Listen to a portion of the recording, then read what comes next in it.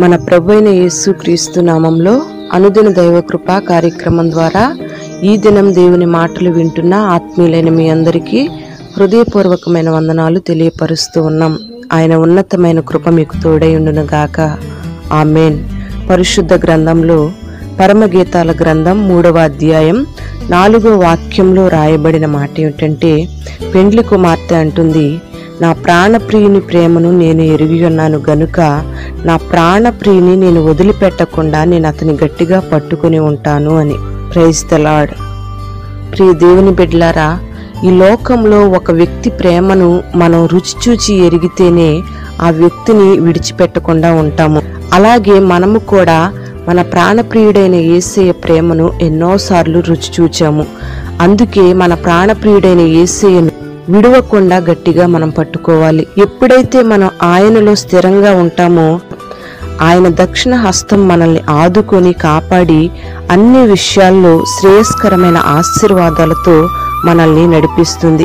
మనం ఆయన్ని పట్టుకొని వెంబడిస్తే మన బ్రతుకు దినములన్నిటా కూడా ఆయనే మనల్ని స్థిరంగా పట్టుకునేందుకు దేవుడు కృపను అనుగ్రహించి సహాయం చేస్తాడు. ఆయన్ని గట్టిగా పట్టుకోవడం అంటే ఆయన్ని పరిపూర్ణంగా నమ్మడం. కాలేబు యెహోషువ అనేవారు పూర్ణ మనస్సుతో దేవుణ్ణి అనుసరించి దేవునికి ఇష్టలుగా మార్చబడ్డారు. దేవుడే వారిని గూర్చి సాక్ష్యమిస్తూ వచ్చాడు. వారు దేవుణ్ణి గట్టిగా పట్టుకున్నారు గనుకే వారి యొక్క అరణ్య మార్గం అంతటిలో దేవుడు వారికి తోడై ఉండి వారిని కాపాడుతూ వచ్చాడు. అరణ్య మార్గములో వారు నడవడానికి దేవుడు కృపను అనుగ్రహించాడు. దేవుని మీద ఆనుకుని దేవుణ్ణి పరిపూర్ణంగా నమ్మడం వల్ల కాలేబు యెహోషువలను దేవుడు విడిచిపెట్టకుండా పాలు తేనెలు ప్రవహించే దేశంలోకి ప్రవేశపెట్టాడు. Praise the lord. ఆ రీతిగానే రాజుల 2వ గ్రంథం 2వ అధ్యాయం 1 నుంచి మనం గమనించినట్లయితే, ఎలీషా ఏలియా యొక్క యథార్థమైన పరిచారకుడై ఉండెను.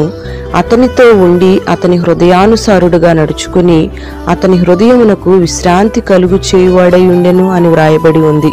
Praise the lord.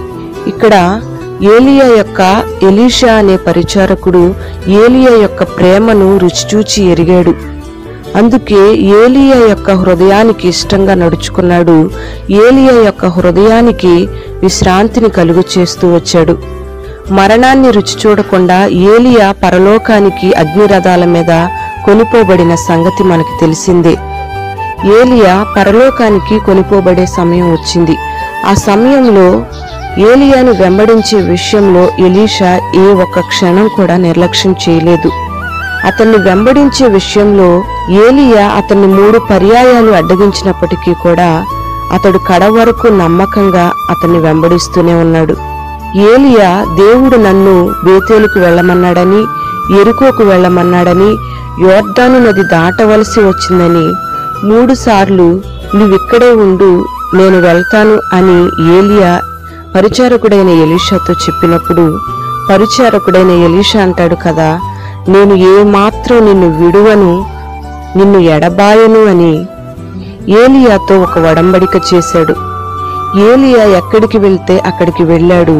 యోర్దాను దాటవలసిన సందర్భంలో కూడా భయపడి ఏమాత్రం వెనుతిరిగి రాకుండా ఏలియాను వెంబడిస్తూనే ఉన్నాడు ఎలీషా.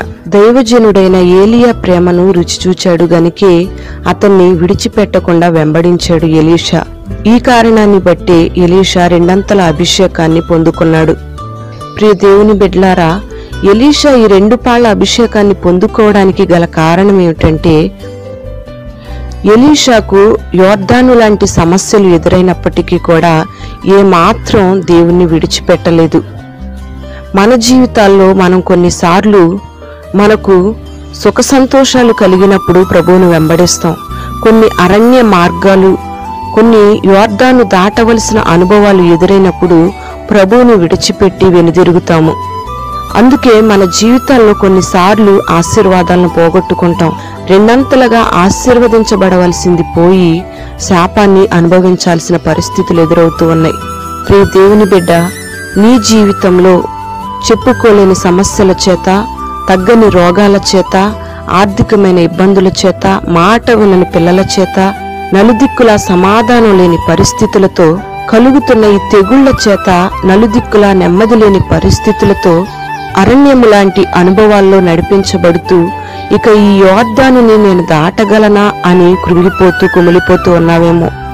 నీకెన్ని శ్రమలు ఎదురైనా ఇక నేను దాటలేను, జయించలేను అనే భయంకరమైన పరిస్థితులు నీకు ఎదురైనప్పటికీ నువ్వు ప్రభువును విడిచిపెట్టకుండా గట్టిగా పట్టుకున్నట్లయితే, నువ్వు ప్రాణప్రియుని మాత్రమే ఆశ్రయించినట్లయితే, నా దేవుడు అరణ్య మార్గంలోనైనా నిన్ను సమృద్ధిగా నడిపిస్తాడు.